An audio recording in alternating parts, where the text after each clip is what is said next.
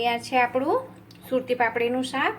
અને હા ફ્રેન્ડ્સ, એક વાતનું ખાસ ધ્યાન કે તમે સુરતી પાપડીનું શાક બનાવવું હોય તો તમે બજારમાંથી જેવી લાવો ને એને 1 કે 2 દિવસમાં યુઝ કરી લેવાની, નહીંતર એ ટેસ્ટમાં કડવી થઈ જતી હોય છે। અને કોઈ દિવસ તમને બનાવવામાં બાય ચાન્સ લેટ થઈ જાય તો એમાં એક ટિપ્સ આપું છું કે તમે ટમેટાં એકની જગ્યાએ 2 કે 3 નાના સાઇઝના નંગ હોય તો તમે 3 થી 4 લઈ શકો છો। તમારી પાસે 500 ગ્રામ પાપડી હોય તો તેમાં 3 થી 4 નંગ ટમેટાં અને હલકી તમે અડધીથી પણ ઓછી ચમચી ખાંડ નાખો તો એનો સ્વાદ કડવો નથી લાગતો અને ખાવામાં ખૂબ જ ટેસ્ટી શાક બનીને રેડી થતું હોય છે। તો તૈયાર છે આપણી સુરતી પાપડીનું શાક। જય શ્રી કૃષ્ણ, જય માતાજી ફ્રેન્ડ્સ, કેચીસ કાઠિયાવાડી કિચનમાં તમારું સ્વાગત છે। આજે આપણે ઓરિજિનલ ઓથેન્ટિક સુરતી પાપડીનું શાક બનાવીશું। જેના માટે મેં 250 ગ્રામ સુરતી પાપડી છે જેને આવી રીતે છોલી અને રેડી કરી છે। આ 250 ગ્રામ છે। એની સામે 2 નંગ મેં રીંગણ લીધા છે જેને ધોઈ અને પાણીમાં રાખી મૂકેલા છે। હંમેશા રીંગણ અને પાપડી બનાવવી હોય ને ત્યારે તેને ધોઈ અને પાણીમાં જ કરવાની છે ને કોરી નથી રાખવાની। પાણીમાં નાખેલી તમે એનો વઘાર કરશો ને તો બહુ સરસ વઘાર થતો હોય છે। તો ચાલો બનાવવાનું શરૂ કરીએ ઓથેન્ટિક આજે સુરતી પાપડીનું શાક। કઢાઈ આપણી ગરમ થઈ ગઈ છે તો 2 પડી જેટલું સૌપ્રથમ આપણે તેલ મૂકીશું। આપણું તેલ ગરમ થઈ ગયું છે તો સૌથી પહેલાં હું ખાવા માટે સાથે સાથે તળી લઉં। એક જ કઢાઈમાં આપણા 2 કામ થઈ જતા હોય છે। તો સૌથી પહેલાં આપણે અડધી ચમચી રાઈ નાખીશું। રાઈ તતડે એટલે 1 નાની ચમચી જેટલો અજમાને હાથથી ક્રશ કરીને નાખવાનો છે। તરત જ આપણે આદુ મરચાં અને લસણની પેસ્ટ સરસ સાંતળી લઈશું ને તરત જ આપણે પાપડીનો વઘાર કરી દેવાનો છે।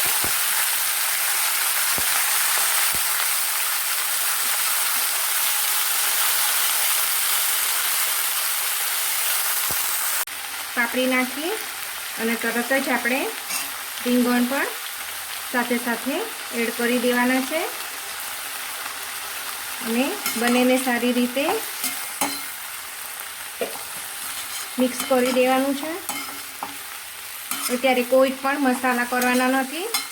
અને હા, એક વાતનું ખાસ ધ્યાન રાખજો ફ્રેન્ડ્સ કે સૂકી પાપડી ખાવામાં વાયડી પડતી હોય છે, અપચો કે ગેસની પ્રોબ્લેમ થતી હોય છે તો અજમો જરૂરથી એડ કરજો તો તમારો શાકનો સ્વાદ બહુ જ સરસ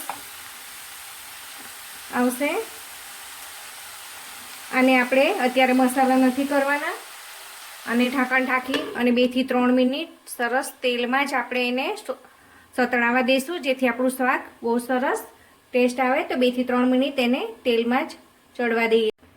ફ્રેન્ડ્સ, 2 થી 3 મિનિટ થઈ ગઈ છે, તમે જોઈ શકો છો આપણી પાપડીનો કલર પણ ચેન્જ થઈ ગયો છે। તો હવે આપણે રૂટીન મસાલા કરી દઈએ। સ્વાદ મુજબ મીઠું નાખીશું 1 ચમચી, થોડું લાલ મરચું પાવડર, ધાણા જીરું અને હળદર। ઢાંકણ ઢાંકી અને 1 મિનિટ એને સરસ વરાળમાં જ એને બફાવા દઈશું। હંમેશા આપણે મસાલા કરીને તરત જ આપણે શાક હલાવતા હોય છે, તે હલાવવાથી આપણા શાકના મસાલા બળી જતા હોય છે અને શાકનો ટેસ્ટ બદલાઈ જતો હોય છે। તો હંમેશા તમે જ્યારે છૂટું વઘારો ત્યારે તમે એને 1 મિનિટ ઢાંકો એટલે તેલ અને શાકના પાણીની અંદર મોઇશ્ચર હોય છે તો તેનાથી શાક આપણું બહુ જ ટેસ્ટી બનતું હોય છે। તમે કુકરમાં પણ બનાવી શકો છો, પણ મારા ઘરમાં હું છોટું શાક પ્રિફર કરતી હોઉં છું, એટલે હું છોટું અને કુકર કરતાં પણ જલ્દી ચડી જતું હોય છે. તમે સ્ટેપ બાય સ્ટેપ તમે મસાલાને પ્રોસેસ કરો એટલે શાક કુકર કરતાં પણ બહુ ઝડપી બની જતું હોય છે. તો તમે ઘરે જરૂરથી ટ્રાય કરજો. 1 મિનિટ થઈ ગઈ છે.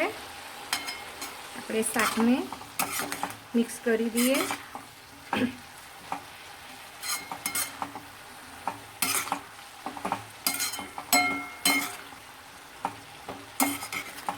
જો ફ્રેન્ડ્સ, તમે જોઈ શકો છો આપણે ઢાંકણ ઢાંકી અને હલાવ્યા વગર મસાલાને અડધીથી 1 જ મિનિટ રહેવા દેવાના છે, વધારે નહીં રહેવા દેવાના, નહીં તો તે પણ મસાલા કાળા થઈ જશે. તો તમે અડધીથી 1 મિનિટ પાસે જ ઊભા રહી અને તમે હલાવશો તો તમારા શાકનો કલર બહુ સરસ આવશે. આપણો બધા મસાલો મિક્સ થઈ ગયો છે. તો હવે આપણે પાપડીને ચેડવા માટે 2 થી 3 ચમચા જેટલું ગરમ પાણી નાખીશું, જેથી આપણી પાપડી સરસ ચડી જાય અને એવી જ રહે અને એકદમ સોફ્ટ થઈ જાય. તો હવે એને ધીમી આંચ પર આપણે 4 થી 5 મિનિટ સરસ એને ચડવા દઈશું. તો ફ્રેન્ડ્સ, આપણા શાકને 5 મિનિટ થઈ ગયું છે. ચેક કરી લઈએ. તમે જોઈ શકો છો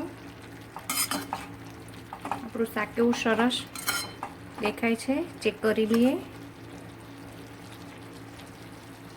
પાપડી સરસ ચડી ગઈ છે.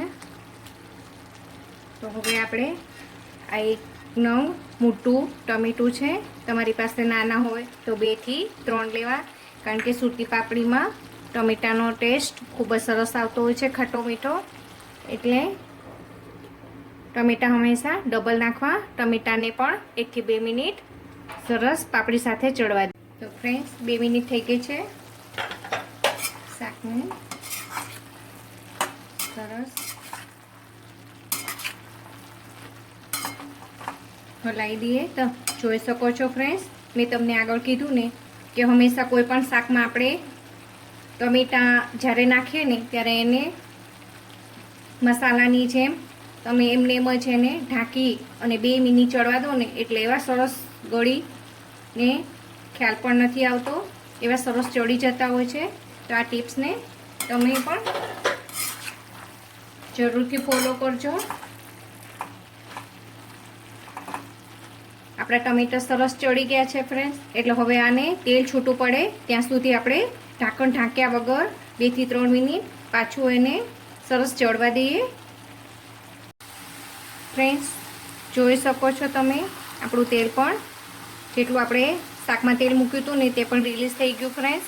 તો તમે આવી રીતે મારી રીતથી સ્ટેપ બાય સ્ટેપ ફોલો કરીને શાક બનાવશો ને તો ફ્રેન્ડ્સ 10 જ મિનિટમાં શાક બની અને ટેસ્ટી તૈયાર થઈ જશે. કુકર કરતાં પણ જલ્દી બની અને રેડી થતું હોય છે અને સ્વાદમાં પણ બહુ સરસ લાગતું હોય છે. તો તૈયાર છે આપણું સુરતી પાપડીનું શાક.